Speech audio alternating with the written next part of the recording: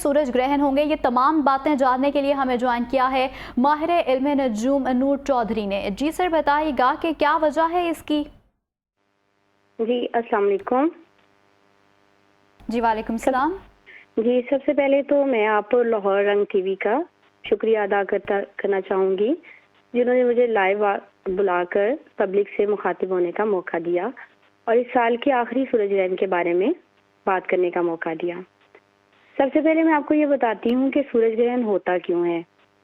ज़मीन पर सूरज ग्रहण उस वक़्त लगता है जब चांद दौरान गर्दिश ज़मीन और सूरज के दरमियान आ जाता है, जिसकी वजह से सूरज का मुकम्मल या कुछ हिस्सा दिखाई देना बंद हो जाता है और इस अमल को हम सूरज ग्रहण कहते हैं।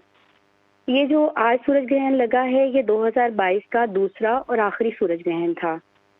ये सूरज ग्रहण पाकिस्तान समेत एशिया के कुछ ममालिक, यूरोप और शुमाल मशरकी अफ्रीका के कई मुल्कों में देखा गया। पाकिस्तान के ज़ायचे में जो अक्टूबर का महीना है, इसकी एक बहुत अहम तरीन तारीख है, क्योंकि अक्टूबर के महीने में सूरज जो है वो बुर्ज मेज़ान में ट्रांजिट हो जाता है और अक्टूबर के महीने में ही ये सूरज को ग्रहण लगा है।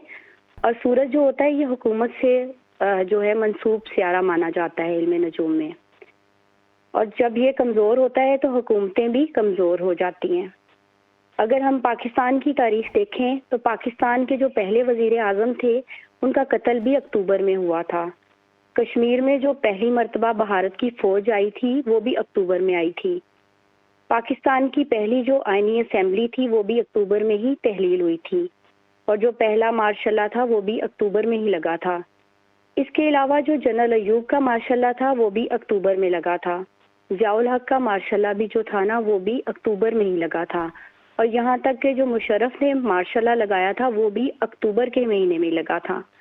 तो अक्टूबर का महीना जो है ना, ये पाकिस्तान की तारीख में बहुत अहमियत का हामिल है, और जो पाकिस्तान का सबसे होलनाक ज़लज़ला आया था वो भी अक्टूबर के महीने में ही हुआ था।